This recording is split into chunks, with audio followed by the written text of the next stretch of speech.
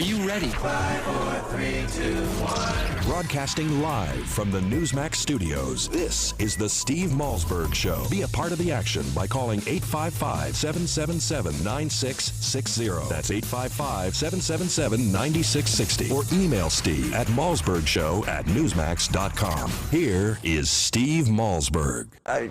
My guess is that he wanted her to be Secretary of State, and he felt like she kind of got railroaded there, and this is a kind of in-your-face appointment.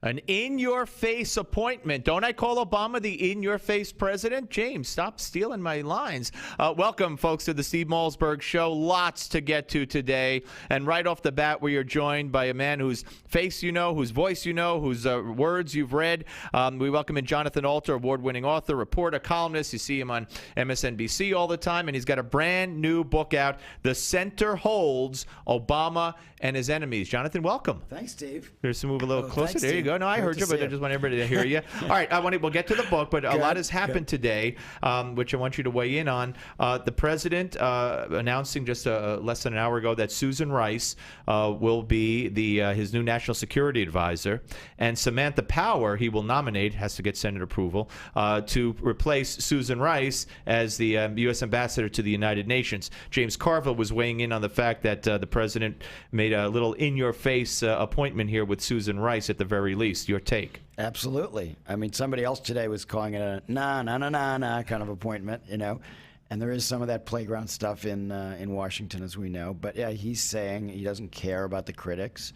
especially for a job that doesn't require Senate confirmation, and he will hire whomever he pleases, and they serve at the discretion of the president.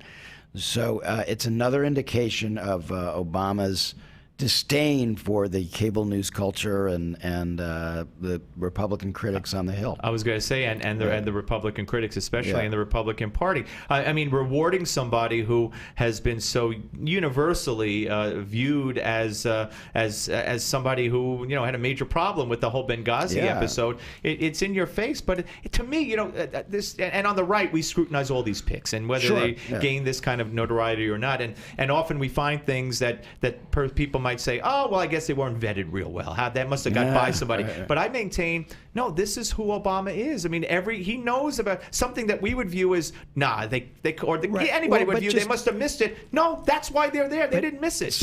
But you got to remember, he's looking at this through a different lens, and what he's saying is, she was just using the talking points that James Clapper gave her. Am I supposed to wreck her career? Somebody who was with him from 2006 on. She was his major foreign policy advisor during his first presidential campaign. And he's not going to throw her overboard because she took James Clapper's talking points, which turned out not to be true. He's not going to do that. And most presidents, by the way, won't do it. Now, the Samantha Power pick in some ways is more interesting because she does require Senate confirmation, and I think she's going to get a pretty good grilling before we're done. And what adds a little more intrigue into the whole thing is that back in June of 2008, while helping head up Obama's campaign, Samantha Power referred to Hillary Clinton as a monster and had to resign from that campaign. Yeah, that was a big deal. I actually saw Samantha Power not that long after that, and it took her a while. She had to go on radio silence for weeks or maybe a few months.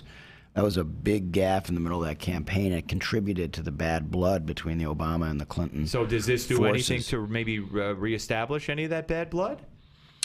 I don't think so. I don't think she's ever going to be warm and fuzzy with the Clinton people. But I don't think that they will stand in her way. I think she's more likely to get tripped up by statements she's made in the past. And the thing about the appointment that I find a little bit perplexing is that she stands for human rights. She is a true and important human rights intervention and an interventionist on behalf of human rights. Which sometimes puts her on the side of conservatives on particular issues, but that is not the policy in Syria. And so she's going to be going and representing the United States in the United Nations for a policy that wouldn't be surprised, don't know for sure, but wouldn't be surprised if she doesn't believe it.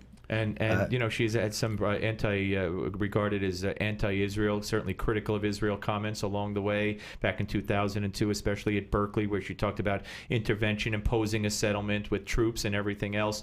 You know, but to me, it's just an extension of the defense secretary pick and people who you know, really don't view Israel as that much of an ally. Well, I don't know. I think that might be. I want to see more of what she said about Israel over time before I would come to that conclusion. Sure. So, but what you know about her, she wrote a book called The Problem from Hell. It was a spectacular book. It's probably the best book ever written about genocide and human rights issues. And for people who are really George W. Bush, take that approach to foreign policy, there's a lot of common ground there between her and some people in the Bush foreign policy establishment. In fact, she almost, as liberal as she is, she almost became a supporter of the war in Iraq because of Saddam Hussein's human rights abuses. So understanding where she comes from, it's not about whether she worked for a Democrat or liberal. Right. It's all about human rights, all about intervening to prevent people from killing other people. And I just want to see how much of that she puts Israel in that boat with other people she might be saying are committing genocide. Well, I think that her feeling is, I mean, I think she does say it about Arabs as well. So, you know, it's not like she is an Arabist. Right. Who is, she just, anytime she sees troops firing on civilian populations or that kind of thing, she raises an objection. And I think principled conservatives, principled liberals, principled anybody can respect that about her. All right. I'm sorry. I want to get to your book because we don't have a lot of time. You're a busy man. The Center holds Obama and his enemies. This talks about his re-election, correct? Basically? Yes. It's basically about the 2011-2012 period. And what I wanted to do was tell the backstory. So there's backstory about, you know, what happens when Rush Limbaugh flies into a meeting at Roger Ailes' house in upstate New York, and they're trying to urge Chris Christie to run for president, and he says, "Hey guys, I like going to Burger King." Okay, so that's one of his answers. So I'm really interested in kind of taking that veil away, that getting behind that closed door, getting behind the closed door of the White House, how the president talks to his friends when he doesn't think anybody's listening. I used my sources to try to do that. I've known Stuart Stevens, who was Romney's chief strategist for 20 plus years and was in constant touch with him through this campaign. Same thing with David Axelrod, who I've known for more than 20 years. So what I tried to do is really give people on every page, including people like you who know a lot about politics, and whatever perspective they're coming from, whether they think I'm a stinking liberal, whatever they think, the reporting is what's key in this book. Right, there's and stuff in there that we won't know. Page, and this is what I'm trying to get across, because some people in your audience might go, "I know that guy. He's a frickin' liberal," you know. I'm trying to deliver the goods here that will tell you something that you don't know, and I think I do. Come back in a week or so when it settles down. We'll talk much more